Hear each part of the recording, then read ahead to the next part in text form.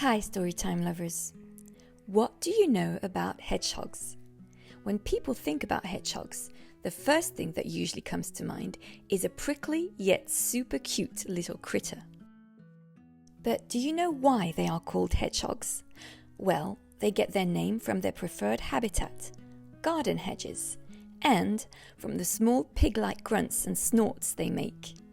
Hedgehogs are very shy, solitary, and nocturnal, which means they sleep in the day and only come out at night. That's exactly how the little hedgehog on the cover of today's book looks. Though you can see its prickly spines, it seems very unsure of itself. In Hedgehog Heart, we are going to explore and celebrate all kinds of hearts, from the shyest to the most boisterous. Just before we start reading, let's find out about Hedgehog Heart's writer, James Antoniou, and its illustrator, Nikki Slade Robinson. And in order to do that, let me take you on a trip to the other side of the world, to where they both live. Where do they live? Well, James Antoniou lives in Melbourne, and Nikki Slade Robinson lives in Opotiki. Do you know where these cities are? Let's start with the easiest one, Melbourne. It's in the same country as Sydney. So, it's that's right, in Australia. As for Nikki Slade Robinson, I'll give you a clue to guess where Opotiki is. Nikki is a kiwi. I'm sure you've already tasted the sweet and tangy fruit by the same name and heard of a flightless bird also called a kiwi.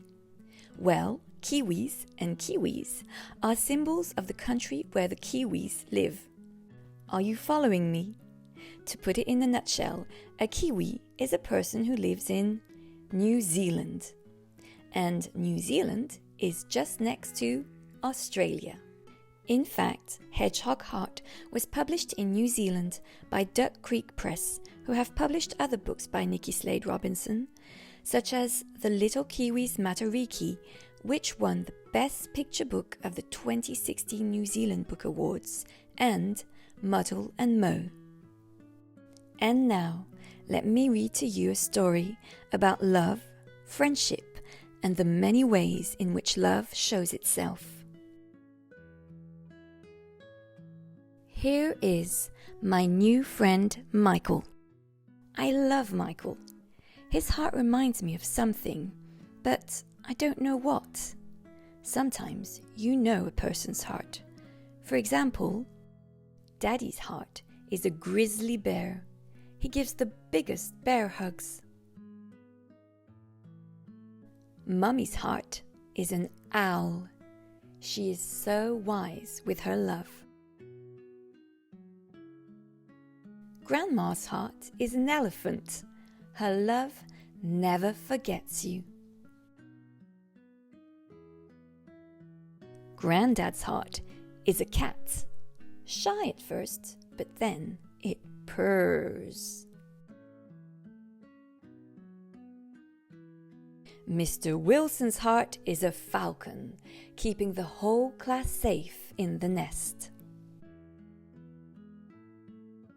Aunt Claire's heart is a drooling dog. She gives us slobbery kisses. My sister's heart is a bird. It perches and sings up to the sky.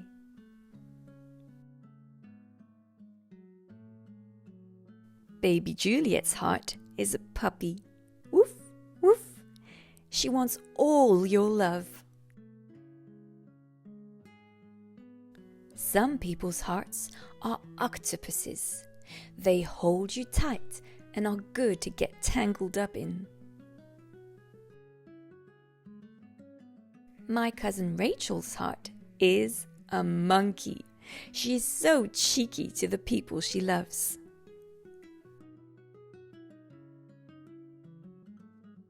Can you guess what my friend Michael's heart is? I think I know. It's a hedgehog. Sometimes it curls up afraid in a spiky ball and it's hard to get close. But slowly, it will uncurl and then it forages around for pieces of love. And my heart is a lion roaring my love out to everyone. The end.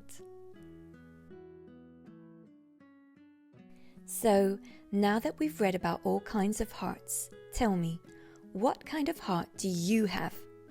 You can choose an animal heart from today's story, or you can make up your own one. If I had to choose, I would say my heart is a wolf.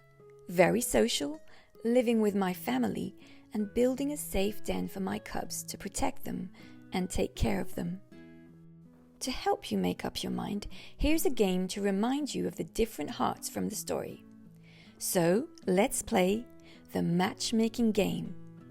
You might want to listen to the story again before we start, but if you're ready, let's move on to the first question. Whose heart is a grizzly bear? Daddy's heart, because he gives the biggest bear hugs. Whose heart is an elephant? Grandma's heart, because her love never forgets you. Whose heart is a drooling dog? Aunt Claire's heart is a drooling dog because she gives slobbery kisses. And whose heart is a hedgehog?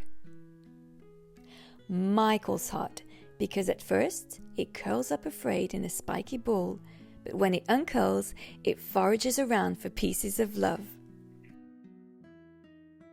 So now your turn to choose your animal heart, and I'd love for you to let me know in the comments below what your animal heart is. I really hope you enjoyed this story.